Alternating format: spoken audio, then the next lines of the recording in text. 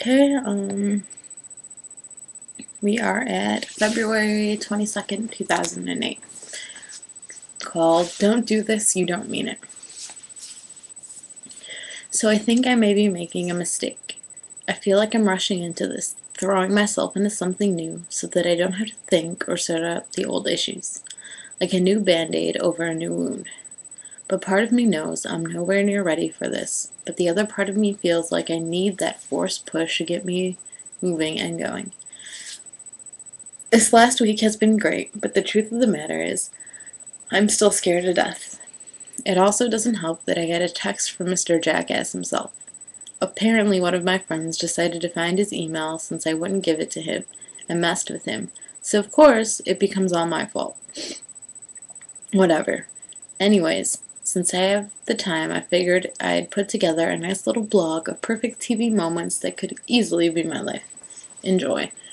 And I'm just going to warn you all now, I go on to quote some One Tree Hill episodes. So I guess this is kind of like my little plug for the show. Good show. Anyways, this is from season 5, episode 8. This is Peyton. No, don't marry her, Luke. Look, am I crazy? Do you not feel what I have felt every day that we have been apart these last 3 years? Because I have felt that there's this vital piece of me that's been missing. And I've tried to fill it, Luke.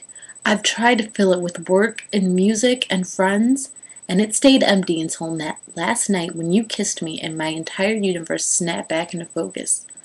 Lucas, look me in the eye and tell me that you didn't feel exactly the same as it did 3 years ago.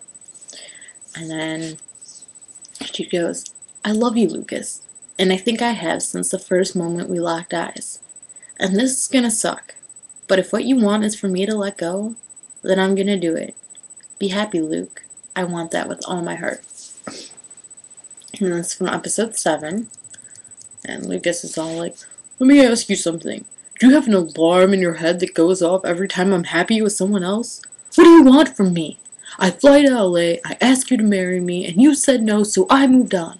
Why haven't you? Because I should have said yes.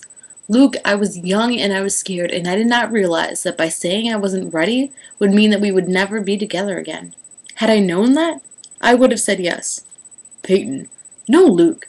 I miss you every day, and I've told everyone here that I didn't come back for you, but I did. Of course I did. I still love you, Lucas. And this is from episode 6.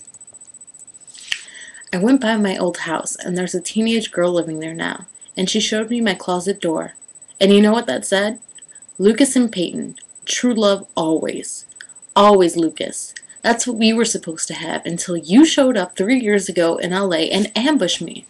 If by ambushed you mean propose to you? Oh yeah, out of the blue.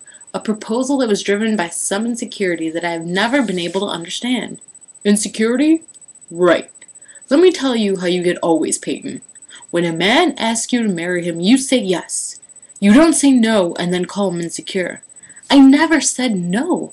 I said that I loved you, and I did want to marry you someday. And oh God, Luke, I wanted to so bad. But you gave up on us. I gave up on us? Yes, by proposing. I gave up on us. No, by not waiting, you gave up on us, and you know that's the truth. That's great, Peyton. You want to talk truth? Let's talk truth. You gave up on me. That's why you didn't say yes. You didn't think that I could do it. You didn't think that I could get my novel published. Maybe you just didn't care, because it wasn't about you and what you wanted. Well, if that's truth, if I never cared, then how come every time I see this stupid book, I buy it? Every stupid damn time, Luke. You said I was great. You said I could be great. You said we were destined to be together. You said it to the world, and you said it to me, and I wish you never had, because you didn't mean any of it.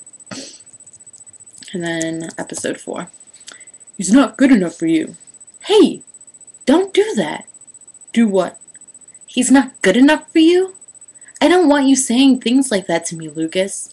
It's not fair to me, and it's not fair to Lindsay either.